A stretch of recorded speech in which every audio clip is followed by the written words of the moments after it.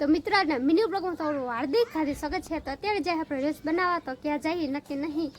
તો જો પેલા આપણે જાય અને જો મમ્મી ના જાઓ પબજી રમે હે નહીં શું કામ કરે? તમે શું કરો? હું પૈસા તો જાઉં પર રાંધું હે શું બનાવવાનું? બનાવશું સારું સારું। હા તો ચાલો આપણે રીલ્સ બનાવવા જાય।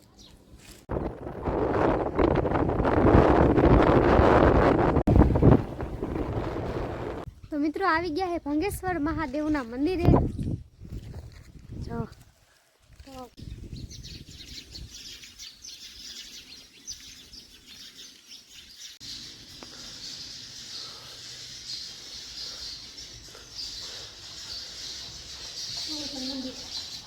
અહીંયા છે હનુમાન દાદા છે મિત્રો, રામ ભગવાન, સીતા માતા અને લક્ષ્મણ ભગવાન, એનું પણ દર્શન કરી લઈએ આપણે। તો જો આપણે દર્શન કરી છીએ। તો અહીંયા પણ મહાદેવનું મંદિર છે। તો જો મિત્રો સંત શ્રી દયાલદાસ બાપુ ત્યાગી મંગેશ્વર મહાદેવ મંદિર। હા મિત્રો જો આ બનાવ્યું તો નવું, છો કે આ તમે અગાઉ જોયું છે। અને અહીંયા કુંડ છે।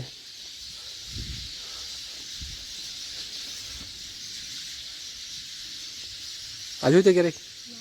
તો પછી ને ઘણું જોયું એ બધું એમ તો સર કુંડ જો। હા ગાયનું મોઢું જો। તો જો મિત્રો આ શિવલિંગની સ્થાપના માતા કુંતાએ કરી છે। તો જો આ ફોટા છે બધાય, ને અહીંયા ઇતિહાસ છે, જો વાંચી લઈજો।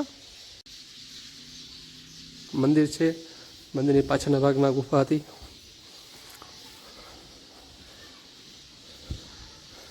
જો આ ધોણી છે અને જો આ પાંડવોની ગુફા છે ને મિત્રો,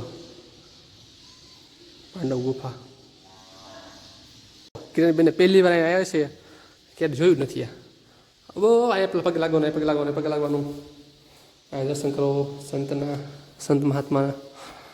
એ અહીંયા જો હવન કરે બધા અહીંયા તપસ્યા કરે। મિત્રો જો આ છે ને ગુફા છે અહીંયા, લખ્યું છે ને પાંડવ ગુફા।